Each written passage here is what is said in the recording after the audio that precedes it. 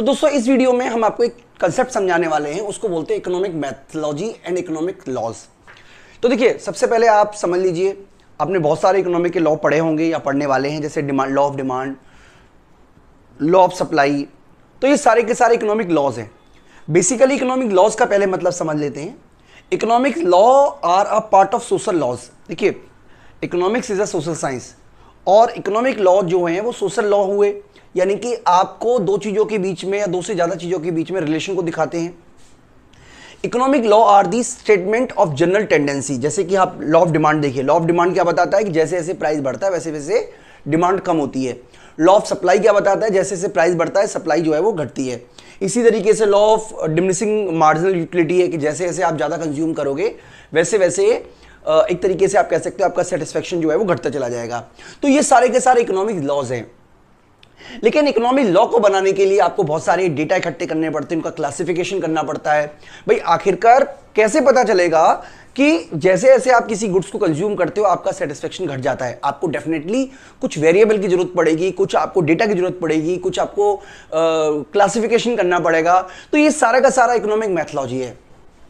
यानी economic methodology investigate the nature of economics as a science, यानी कि पूरी की तरीके से इन्वेस्टिगेट करना कि आखिरकार लॉ ऑफ डिमांड लागू क्यों होता है, आखिरकार प्राइस के बढ़ने से डिमांड क्यों घटती है, इसका एनालिसिस करना, इसका ऑब्जर्वेशन करना, इसके बारे में डेटा इकट्ठा करना, इसके बारे में रिपोर्ट प्रेजेंट करना ही इकोनॉमिक मैथोलॉजी कहलाती है। यानी कि वेरियस जो प्रैक्टिसेस होती हैं such as classification, description, explanation, measurement, production, ये सारी की सारी टेस्टिंग, ये सारी की सारी मैथोलॉजी कहलाती है। जैसे अगर मान लीजिए डिमांड का राइटवर्ड शिफ्ट हो रहा है तो राइटवर्ड शिफ्ट होने की क्या वजह है, ये सब का हमारा इकोनॉमिक मैथोलॉजी कहलाती है। तो बच्चों छोटी सी वीडियो है, मैं आपको जो कंसेप्ट समझाने की कोशिश कर रहा था वो इतना ही कर रहा था। बेसिकली आपको समझना है मैथोलॉजी और लॉज में डिफरेंस, जो कि बेसिकली लॉज क्या है, लॉ एक सोशल साइंस से फैक्टर है जो स्टेटमेंट देता है कि भाई प्राइस के बढ़ने से डिमांड घट जाती है, और इकोनॉमिक मैथोलॉजी में उसके पीछे क्या वजह है, क्या रीजन है, उसको जानने की कोशिश की जाती है। इसमें इतना ही दोस्तों, मैं उम्मीद करता हूं कि आपको economic methodology and economic laws का कंसेप्ट समझ में आ गया होगा। कंसेप्ट है इक्विलिब्रियम का, बहुत बार इकोनॉमिक्स में पढ़ोगे, equilibrium, consumer equilibrium, producer equilibrium. तो इक्विलिब्रियम का वर्ड का मीनिंग मैं आपको समझा देता हूं। इक्विलिब्रियम का मतलब होता है एक ऐसी कंडीशन जहां पर अब चेंज होने की टेंडेंसी खत्म हो गई है, यानी कि जो आपको अचीव करने की रिक्वायरमेंट थी आपने वो अचीव कर लिया है, इसके बाद आपको कुछ भी चेंज करने की जरूरत नहीं है। तो इक्विलिब्रियम का मतलब यहां पे लिखा हुआ है the attainment of position from which there is no intensive nor opportunity to move, यानी कि ना तो किसी तरीके का इंटेंसिव है ना कोई जरूरत है हमें किसी भी तरीके से मूव नहीं करना। मान लीजिए आप बस में जा रहे हो और बस में आपको एक सीट मिल जाती है, बिल्कुल कंफर्टेबल सीट है, तो आप क्या सीट से उठना चाहोगे जबकि आप देख रहे हो कि बहुत सारे लोग सीट पे खड़े हुए हैं। यानी कि जब आप कंफर्टेबली बैठ गए तो इक्विलिब्रियम कंडीशन हुई। अगर आप यहां से हिलते हो उठते हो तो कंडीशन आपकी खराब ही होगी, अच्छी तो होने वाली नहीं है कम से कम। जैसे मान लीजिए हम बात करते हैं कंज्यूमर इक्विलिब्रियम, तो कंज्यूमर इक्विलिब्रियम का मतलब है कंज्यूमर उस कमोडिटी का मतलब एक तरीके से यूनिट का यूज कर रहा है जहां पर कंज्यूमर को मैक्सिमम सेटिस्फेक्शन मिल रहा है। अगर इससे ज्यादा यूज करेगा तो उसका लॉस होगा सेटिस्फेक्शन का, इससे कम यूज करेगा तो सेटिस्फेक्शन का लॉस होगा। यानी कि जिस कंडीशन में कंज्यूमर को मैक्सिमम सेटिस्फेक्शन मिलता है इन गिवन इनकम, उसी को कंज्यूमर इक्विलिब्रियम बोलते हैं। और कंज्यूमर ऐसी कंडीशन में किसी भी तरीके का चेंज करना नहीं चाहता। Same as producer equilibrium. Producer equilibrium का क्या मतलब हुआ, जहां पर प्रोड्यूसर को मैक्सिमम सेटिस्फेक्शन मिल रहा है, और जब प्रोड्यूसर को मैक्सिमम सेटिस्फेक्शन मिल रहा होता है तो प्रोड्यूसर इस कंडीशन में किसी भी तरीके से कोई भी चेंज करना नहीं चाहता। यानी कि इस कंडीशन में पहुंचने के बाद उसको मैक्सिमम प्रॉफिट मिल रहा है, सेटिस्फेक्शन नहीं प्रॉफिट मिल रहा है। और जब प्रॉफिट मैक्सिमम हो रहा है या लॉस मिनिमम हो रहा है तो वो किसी भी तरीके से चेंज करना नहीं चाहेगा। इसी तरीके से इकोनॉमिक इक्विलिब्रियम में तब होती है जब एग्रीगेट डिमांड एग्रीगेट सप्लाई बराबर होते हैं। इस केस में एम्प्लॉयमेंट का भी इक्विलिब्रियम देखने को कई बार मिल जाता है। यानी कि इकोनॉमी में जब condition aggregate demand aggregate supply बराबर होगी तो ना तो ओवर प्रोडक्शन होगा ना अंडर प्रोडक्शन होगा, और इसी तरीके से demand for labour supply for labour बराबर होगी तो फुल एम्प्लॉयमेंट का लेवल अचीव हो जाएगा। यानी कि इकोनॉमी में इक्विलिब्रियम का मतलब होता है एक ऐसी कंडीशन आ जाना जहां पर किसी भी तरीके से मूवमेंट जो है वो अब नहीं हो पाएगा। अब इक्विलिब्रियम भी दो तरीके के होते हैं, पार्शियल इक्विलिब्रियम और जनरल इक्विलिब्रियम। पार्शियल इक्विलिब्रियम में हम क्या करते हैं, एक सिंगल मार्केट का इक्विलिब्रियम करते हैं, यानी कि केवल एक मार्केट का इक्विलिब्रियम करते हैं, जबकि रेस्ट मार्केट को हम आइसोलेटेड कर देते हैं। यानी कि जब हम कार मार्केट का एनालिसिस कर रहे हैं तो केवल कार मार्केट का एनालिसिस करेंगे, यानी कि कार की कीमतें बढ़ने से कार की डिमांड पर क्या असर पड़ेगा, यही एनालिसिस करेंगे। स्टील की मार्केट एनालिसिस नहीं करेंगे, लेबर मार्केट एनालिसिस नहीं करेंगे, इसके अलावा टायर मार्केट का एनालिसिस नहीं करेंगे, केवल कार की मार्केट का एनालिसिस करेंगे। तो इसको हम बोलते हैं जब पार्शियल इक्विलिब्रियम। और जनरल इक्विलिब्रियम में हम एक साथ कई सारे मार्केटों का एक साथ इक्विलिब्रियम करते हैं, यानी कि जब आप कार मार्केट का एनालिसिस करोगे तो कार मार्केट के साथ साथ आप देखिए, मान लीजिए स्टील की कीमतें बढ़ी तो कार की कीमतें बढ़ेंगी, कार की कीमत बढ़ेंगी तो जो लेबर है वो कम कार खरीदेगा, जब लेबर कम कार खरीदेगा तो डेफिनेटली स्टील की डिमांड घटेगी। तो इस तरीके से जब हम एक का इफेक्ट दूसरे पर, दूसरे का इफेक्ट तीसरे पर, इस तरीके से एनालिसिस करते हैं तो उसको जनरल इक्विलिब्रियम बोलते हैं। दोस्तों मैंने पार्शियल इक्विलिब्रियम और जनरल इक्विलिब्रियम पर एक वीडियो ऑलरेडी बनाई हुई है, तो वो वीडियो मैं इसमें जोड़ देता हूं। वो बेसिकली आपको कंसेप्ट को मजबूत करने के लिए, अगर आप चाहें तो उसको स्किप कर सकते हैं, लेकिन मेरा सजेशन यही होगा कि आप पार्शियल इक्विलिब्रियम और जनरल इक्विलिब्रियम को एक बार डिटेल में समझ लें। हम आपको एक नया चैप्टर स्टार्ट कर रहे हैं जिसका नाम है जनरल इक्विलिब्रियम। तो दोस्तों इससे पहले हमने आपको पार्शियल इक्विलिब्रियम आपको समझाया है, और पार्शियल इक्विलिब्रियम और जनरल इक्विलिब्रियम में क्या कंपैरिजन डिफरेंस है वो हम आपको समझा देते हैं। सबसे पहले मैं आपको एक बार बता देता हूं, मतलब पार्शियल इक्विलिब्रियम के बारे में बता देते हैं। पार्शियल इक्विलिब्रियम में जब हम, जैसे हम मान लीजिए कार इंडस्ट्री की बात कर रहे हैं, तो कार इंडस्ट्री में जो कार का प्राइस है वो कौन डिसाइड कर रहा है, डिमांड एंड सप्लाई, बेसिकली ये डिसाइड कर रहा है। ये मान लीजिए कार इंडस्ट्री है,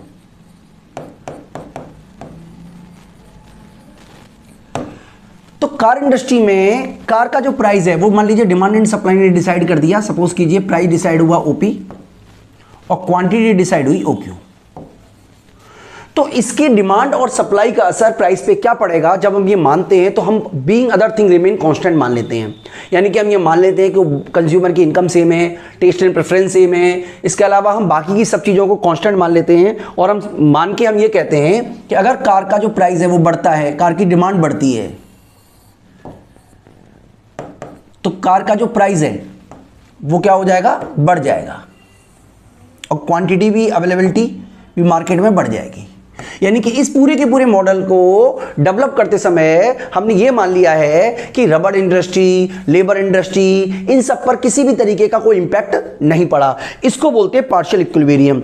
यानी कि पार्शियल इक्विलिब्रियम क्या है, partial equilibrium is the study of behaviour of individual decision making units and market. यानी कि जिसमें हम इंडिविजुअल डिसीजन मेकिंग यूनिट का हम कंपैरिजन करते हैं, मार्केट का कंपैरिजन करते हैं। इसके अंदर हम ये मान लेते हैं कि जो कार मार्केट है, जो रबड़ मार्केट है, जो लेबर मार्केट है, जो प्लास्टिक मार्केट है, उसमें किसी भी तरीके का इंटररिलेशन नहीं है। सभी की सभी मार्केट इंडिपेंडेंट है, और सभी मार्केट का अलग अलग तरीके से हम इक्विलिब्रियम डिसाइड करते हैं। इसको बोलते हैं पार्शियल इक्विलिब्रियम। तो सिंपल शब्दों में समझ लीजिए कि पार्शियल इक्विलिब्रियम में जब हम डिमांड एंड सप्लाई के थ्रू इक्विलिब्रियम डिसाइड करते हैं, यानी कि जो इक्विलिब्रियम डिसाइड करते हैं उसमें बाकी के सभी फैक्टर्स को हम कांस्टेंट मान लेते हैं, और इसको डेवलप करने का काम किया था अल्फ्रेड मार्शल ने। इसके अलावा ये सर्टेन वेरिएबल्स जिसे हम बोलते हैं being other thing remain constant, इस पर बेस्ड है। यानी कि इसके अंदर हम क्या करते हैं, अदर थिंग को कांस्टेंट मान लेते हैं और अपने एनालिसिस को करते हैं। यानी कि केवल किसी एक चीज का असर एक मार्केट पर क्या पड़ा ये जानने की कोशिश करते हैं, बाकी की सभी चीजों को हम क्या करते हैं, कांस्टेंट मान लेते हैं। ये एक बहुत ही सिंपल मेथड है, क्विक मेथड है, और इसके अलावा बहुत ही कॉस्टली मेथड ये नहीं है। इस वाले में यानी कि पार्शियल इक्विलिब्रियम में बेसिकली हम क्या करते हैं, हम इंटरडिपेंडेंसी को और इंटरकनेक्शन को इग्नोर कर देते हैं। यानी कि एक कार इंडस्ट्री का लेबर मार्केट पर क्या असर पड़ेगा, इसको हमने पूरी तरीके से इग्नोर कर दिया है। जनरल इक्विलिब्रियम में हम इसको इग्नोर नहीं करते। पार्शियल इक्विलिब्रियम में जब हम कार इंडस्ट्री का प्राइस डिसाइड करते हैं तो केवल और केवल और केवल हम ये पता करते हैं कि कार की डिमांड का असर कार की प्राइस और क्वांटिटी पे क्या पड़ेगा। इसीलिए इसको let there be a fall in demand of domestically produce car the partial,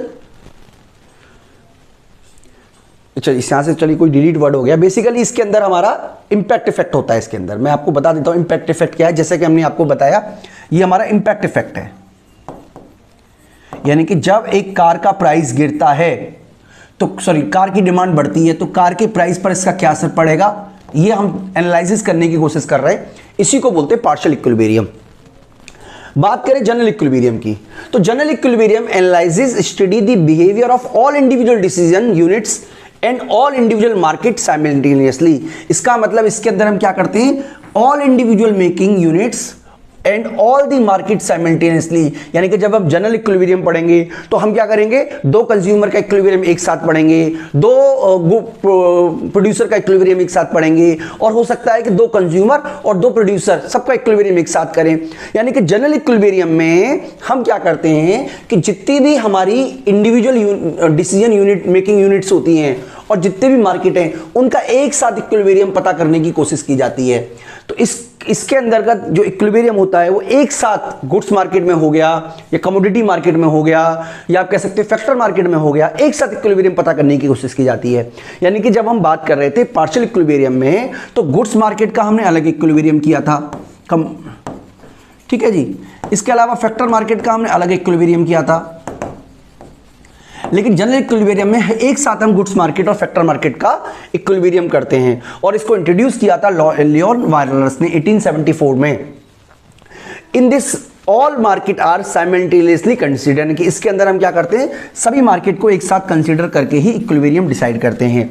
it is complex, time consuming and expensive analysis. ये एक बहुत ही कॉम्प्लेक्स मेथड है, टाइम कंज्यूमिंग भी है और एक्सपेंसिव भी है। इसके अलावा it consider independence and interconnection among different market. तो इसके अंदर क्या कंसीडर किया जाता है, इंटरडिपेंडेंस भी कंसीडर किया जाता है, इंटरकनेक्शन को भी कंसीडर किया जाता है। It consider the spill over effect, ripple effect, feedback effect, repercussion effect and higher order effect. तो इसके बारे में मैं आपको समझा देता हूं। देखिए, सबसे पहले मान लीजिए हम बात कर रहे हैं कार की, कार इंडस्ट्री, ठीक है। कार इंडस्ट्री के बाद हम यहां पे बात कर रहे हैं जो हमारी स्टील इंडस्ट्री है।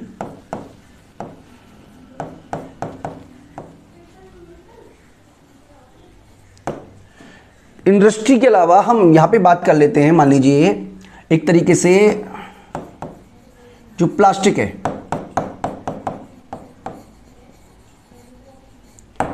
यहां पे हम बात कर रहे हैं मान लीजिए लेबर मार्केट। हम सभी का एक साथ इफेक्ट पता करने की कोशिश कर रहे हैं। सपोज कीजिए हम यहां पे सबसे पहले हम सिंपल मान लेते हैं कि जो कार इंडस्ट्री है उसमें इक्विलिब्रियम जो डिसाइड हुआ है वो डिमांड एंड सप्लाई के द्वारा डिसाइड हुआ है। मान लीजिए प्राइस हुआ है P0 और क्वांटिटी बढ़ी है Q0। स्टील इंडस्ट्री में मान लीजिए ये डिमांड है, ये सप्लाई है। जैसे नॉर्मली हम बनाते हैं, प्राइस डिसाइड हुआ है P0, क्वांटिटी डिसाइड हुई है Q0। प्लास्टिक इंडस्ट्री में भी सेम चीज है, डिमांड है, सप्लाई है, प्राइस डिसाइड हुआ है P0, क्वांटिटी डिसाइड हुई है Q0। मान लीजिए लेबर मार्केट है, लेबर मार्केट में लेबर का जो प्राइस है वो demand for labour and supply for labour decide कर रहे हैं, ठीक है जी। प्राइस डिसाइड हुई है, मान लीजिए इसका डिसाइड हुआ है मान लीजिए W और ये है हमारी मान लीजिए N, ठीक है जी, ये हमने मान लिया है। अब सपोज कीजिए कार इंडस्ट्री में कार की डिमांड बढ़ जाती है, डिमांड बढ़ रही है कार इंडस्ट्री में, तो कार की डिमांड बढ़ने से क्या होगा, जो कार का जो डिमांड कर्व है वो राइटवर्ड शिफ्ट कर जाएगा। इतना तो आपको पता होना ही चाहिए, यानी कि प्राइस P1 हो जाएगा और क्वांटिटी Q1 हो जाएगी। ये इसका इंपैक्ट इफेक्ट है। लेकिन इंपैक्ट इफेक्ट के अलावा ये इसमें स्पिल करेगा, स्पिल करेगा, स्पिल मतलब फैलना। कैसे फैलेगा कि जब कार की डिमांड बढ़ेगी तो कार को बनाने के लिए जो स्टील लगती है, स्टील मार्केट में भी बूम आएगा कि स्टील की भी डिमांड बढ़ेगी, स्टील की भी डिमांड बढ़ेगी और प्राइस बढ़ेगा। प्राइस बढ़ने से क्वांटिटी जो है वो बढ़ेगी, इसको बोलते हैं स्पिल इफेक्ट। इसी तरीके से ये जो स्पिल है ये चला जाएगा किसमें, प्लास्टिक इंडस्ट्री में भी चला जाएगा। किस तरीके से प्लास्टिक में चला जाएगा, प्लास्टिक की भी डिमांड बढ़ेगी, प्राइस प्लास्टिक का भी बढ़ेगा, क्वांटिटी प्लास्टिक की भी बढ़ेगी। यानी कि हमने स्टील स्टील और प्लास्टिक में स्पिल ओवर इफेक्ट को देखा, जो ये बताने की कोशिश कर रहा है कि जब आपकी डिमांड बढ़ेगी, किसकी डिमांड बढ़ेगी, कार की डिमांड बढ़ेगी, तो कार की डिमांड अकेले नहीं बढ़ेगी बल्कि स्टील की डिमांड भी बढ़ेगी और प्लास्टिक की डिमांड बढ़ेगी, जिससे कि हमारा रेपोकर्सन इफेक्ट पैदा होगा। और ये रेपोकर्सन इफेक्ट किस में पैदा होगा, लेबर मार्केट में। और लेबर मार्केट में जो लेबर की डिमांड है वो बढ़ जाएगी, और लेबर की डिमांड बढ़ने से वेज बढ़ेगा, यानी कि अब ज्यादा लोग काम करेंगे और ऊंचे हायर वेज रेट पर। यह भी आपको समझना है। अल्टीमेटली क्या होगा, हमने यह समझने की कोशिश की कि जब कार इंडस्ट्री बढ़ी तो स्टील इंडस्ट्री में ग्रोथ आया, प्लास्टिक इंडस्ट्री में ग्रोथ आया, लेबर मार्केट में ग्रोथ आया। अब वही लेबर जिसकी इनकम ज्यादा बढ़ी है वो कार भी खरीदेगा, और अल्टीमेटली जो कार की डिमांड है वो और ज्यादा बढ़ जाएगी, जिसकी वजह से कार का जो प्राइस है वो और बढ़ेगा और कार की क्वांटिटी और बढ़ेगी। इसको हम बोलते हैं एक तरीके से फीडबैक इफेक्ट या रेसिप्रोकल इफेक्ट। तो दोस्तों बेसिकली ये जो प्रोसेस है फिर से चलेगा, और अल्टीमेटली आप देखोगे कि जितनी कार की डिमांड बढ़ी है पार्शियल इक्विलिब्रियम में बढ़ती है, जब आप जनरल इक्विलिब्रियम पढ़ोगे तो डिमांड उससे कई गुना ज्यादा बढ़ेगी। यानी कि मार्केट में एक मार्केट दूसरे पे अफेक्टेड है, दूसरा मार्केट तीसरे पे अफेक्टेड है, और तीसरा मार्केट चौथे पे अफेक्टेड है, और पहला मार्केट चौथे पे अफेक्टेड है। यानी कि एक तरीके की चेन होती है। तो जब हम जनरल इक्विलिब्रियम पढ़ते हैं तो सभी के सभी मार्केट को एक साथ इक्विलिब्रियम पढ़ते हैं, यानी कि किसी भी मार्केट के इक्विलिब्रियम को छोड़ते नहीं है, बल्कि सभी के सभी मार्केट के इक्विलिब्रियम को एक साथ पढ़ते हैं। इसी को बोलते हैं जनरल इक्विलिब्रियम। और मैं उम्मीद करता हूं कि आपको कंसेप्ट समझ में आया होगा। बेसिक बात आप समझ लीजिए, पार्शियल इक्विलिब्रियम का मतलब है कि जब हम किसी भी इकोनॉमिक बिहेवियर की स्टडी करते हैं तो हम बाकी के सभी मार्केट को कांस्टेंट मान लेते हैं, और उसी मार्केट जिस मार्केट पे इफेक्ट पड़ा है, यानी कि वन वेरिएबल का इफेक्ट वन मार्केट पे क्या पड़ा वो जानने की कोशिश करते हैं। जबकि जनरल इक्विलिब्रियम में हम एक साथ सभी के सभी मार्केट का, सभी के सभी कंज्यूमर का, सभी के सभी प्रोड्यूसर का एक साथ इक्विलिब्रियम पता करने की कोशिश करते हैं। इसीलिए जनरल इक्विलिब्रियम पता करना एक कॉम्प्लेक्स मेथड है, जबकि पार्शियल इक्विलिब्रियम पता करना एक सिंपल मेथड है। तो दोस्तों इस वाली वीडियो में जो हमने आपसे डिस्कस किया है वो किया है partial equilibrium and general equilibrium के बीच में कंपैरेटिव एनालिसिस, और मैं उम्मीद करता हूं कि आपको कंपैरेटिव एनालिसिस अच्छी तरीके से समझ में आ भी गया होगा। Thank you. हेलो बच्चों, तो बच्चों इस वीडियो में हम बात कर रहे हैं मेथड ऑफ इकोनॉमिक्स एनालिसिस, जिसमें दो मेथड पे हम चर्चा करेंगे। एक तो है डिडक्टिव मेथड और दूसरा है इंडक्टिव मेथड। तो बेसिकली हम इन दोनों का मीनिंग आप बच्चों को बता रहे हैं कि इंडक्टिव मेथड और डिडक्टिव मेथड क्या होता है, ताकि आपको पता चल जाए कि आखिरकार इकोनॉमिक्स एनालिसिस किस तरीके से किए जाते हैं। तो सबसे पहले अगर हम बात करें बच्चों डिडक्टिव मेथड का, तो इसके अंदर क्या किया जाता है, जो चीज़ हमें पता होती है, ठीक है, जनरल जो चीज़ होती है उससे हम पार्टिकुलर पे पता करते हैं, यानी कि सामान्य से विशेष की तरफ जब चलते हैं तो इसको हम बोलते हैं बच्चों डिडक्टिव मेथड। तो मैं आपको बहुत सारे एग्जाम्पल दे दूंगा, दोनों की एग्जाम्पल दे दूंगा। इसके अलावा जो इंडक्टिव मेथड में क्या होता है कि जो चीज़ हमारी पास में कोई पर्टिकुलर होती है उसके थ्रू हम जनरल की तरफ चलते हैं। तो मैं आपको कुछ एग्जांपल देके बता देता हूं, जिससे कि आपको ये पता चल जाए कि इंडक्टिव मेथड है या डिडक्टिव मेथड। जैसे फॉर एग्जांपल मैं कहता हूं कि क्योंकि देखिए मैंने देखा है कि जो फीस है, जैसे जैसे कीमतें बढ़ती है वैसे वैसे मांग घटती है। यानी कि मैंने देखा है कि बाजार में आमतौर पर यह पाया जाता है कि जो कीमतें ऊंची होती है तो लोग कम खरीदते हैं, और कीमतें कम होती हैं तो लोग ज्यादा खरीदते हैं। इसीलिए मैं ये कह सकता हूं कि जब कीमतें मैंगो की ऊंची होंगी तो लोग कम मैंगो खरीदेंगे।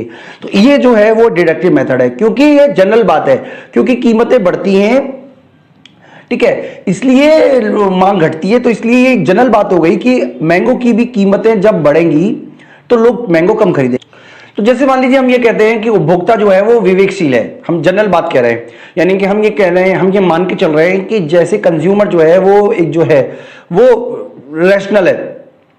तो इसका मतलब क्या हुआ कि राम भी जो भी डिसीजन लेगा वो रैशनल के साथ लेगा, यानी कि वो भी अगर उसे भूख लगी है तो वो छोले भटूरे खाएगा, न कि आइसक्रीम खाएगा अगर उसे भूख लगी है तो यहां पर हमें यह समझना पड़ेगा कि ये जो हमने कंसेप्ट लिया है ये विशेष बात नहीं है, बल्कि सामान्य बात क्या थी कि उपभोक्ता समझदार है, इसलिए हमने पार्टिकुलर के ऊपर ले गए।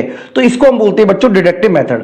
अगर हम बात करें वही इंडक्टिव मेथड की, तो इंडक्टिव मेथड के भी हम बच्चों आप कई सारे एग्जाम्पल आप बच्चों को बता सकते हैं। जैसे कि फॉर एग्जाम्पल मैं आपसे बच्चों से कहना चाहता हूं कि मान लीजिए कि देखिए मैंने ये देखा कि आलू की कीमतें बढ़ रही हैं, इसलिए आलू की डिमांड घट रही है।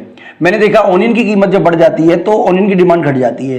तो इस तरीके से ऑब्जर्वेशन करने के बाद मुझे पता चला कि अधिकतर चीजें ऐसी है जिनकी कीमतें बढ़ने से डिमांड घट जाती है। तो ये पर्टिकुलर चीजें हैं, इनके भी इस पर हमने एक नियम बना लिया जिससे हमें पता चला कि कीमतें बढ़ने पर मांग घटती है, जो कि मांग का नियम कहलाता है। यानी कि अगर हम किसी पर्टिकुलर नियम से किसी जनरल बात से किसी पर्टिकुलर की तरफ चले जाएंगे तो उसको हम बोलते हैं डिडक्टिव मेथड, और किसी पर्टिकुलर से जनरल की तरफ चले जाएंगे तो उसको हम बोलते हैं डिडक्टिव मेथड। जैसे फॉर एग्जांपल देखिए, जैसे मैंने मान लीजिए जैसे अभी चाइना के सामान का विरोध की बात शुरू हो गई है, तो उसके बाद मैंने देखा कि भारतीय सामान कीमतें ऊंची हैं और चाइनीज के सामान की कीमतें सस्ती हैं। खासतौर पर चलिए मोबाइल फोन की बात कर लेते हैं।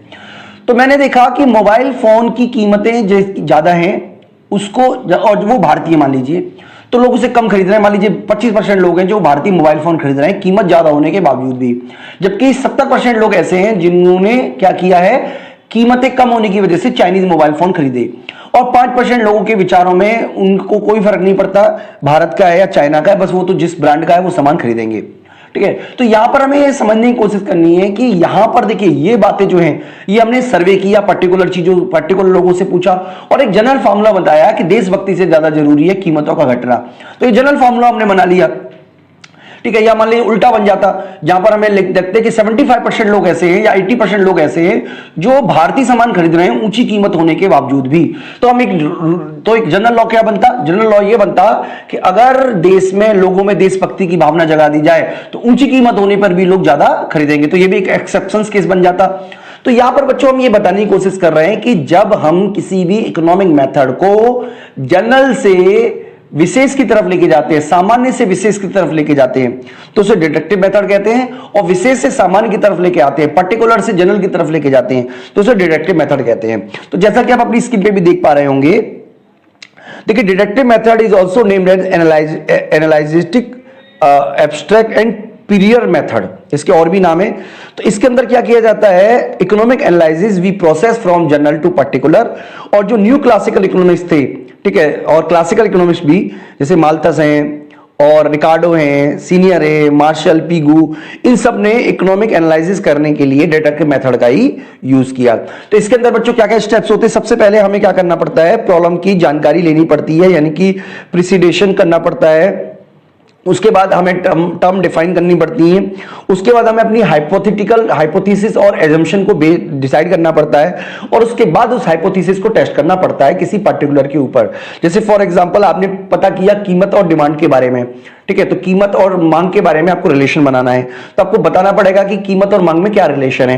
ठीक है, आपको उसमें हाइपोथेसिस और एजम्पशन लेनी पड़ेगी। जैसे कि मान लीजिए कीमतें बढ़ने से मांग घटती है, लेकिन उसके लिए बहुत सारी एजम्पशंस है ना, जैसे कि उपभोक्ता की आय सेम रहे और रुचि, टेस्ट एंड प्रेफरेंस सेम रहे, तो ये सब हाइपोथेटिकल हैं जिनको आपको कांस्टेंट मानना पड़ेगा। और उसके बाद किसी पर्टिकुलर के बारे में आप बात करोगे कि हाँ ये बात तो मैंगो पर भी सही साबित होती है।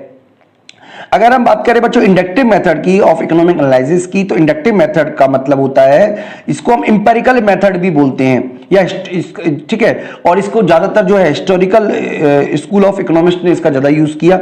इसके अंदर क्या होता है बच्चों, जैसे कि हमने आपको बताया पर्टिकुलर से जनरल की तरफ चला जाता है।